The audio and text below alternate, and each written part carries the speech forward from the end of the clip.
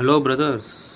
ஆக்சுவலாக பார்த்தீங்கன்னா டஸ்டர் வந்து உண்மையிலேயே one of the finest car. நம்மளோட எஸ்யூவி செக்மெண்ட்டை இந்தியாவில் பப்ளிஷ் பண்ணி அது ஒரு சக்ஸஸ்ஃபுல்லாக போனதுக்கான மெயின் ரீசன் இந்த கார் மட்டும்தான்.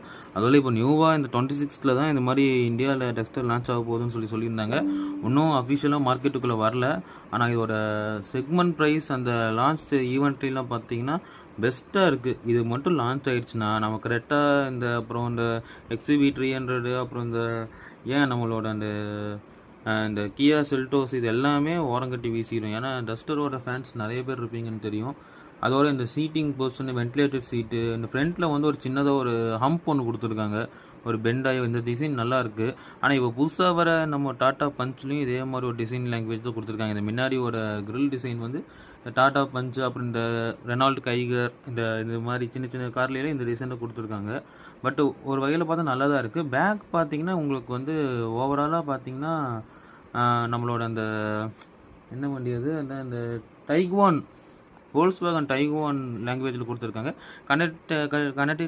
கனெக்டட் டெயில் ரேம்ப் வந்து இப்போ காமன் ஆகிடுச்சு எல்லாத்துலேயுமே, இப்போது வந்துடுச்சு. அப்புறம் இதில் இன்னொரு ஸ்பெஷலிட்டி என்னென்னா, இந்த கைகரில் தான் இந்த மாதிரி சென்டரில் வந்து இன்டீரியர் கனெக்ட் ஆகிருக்கும்.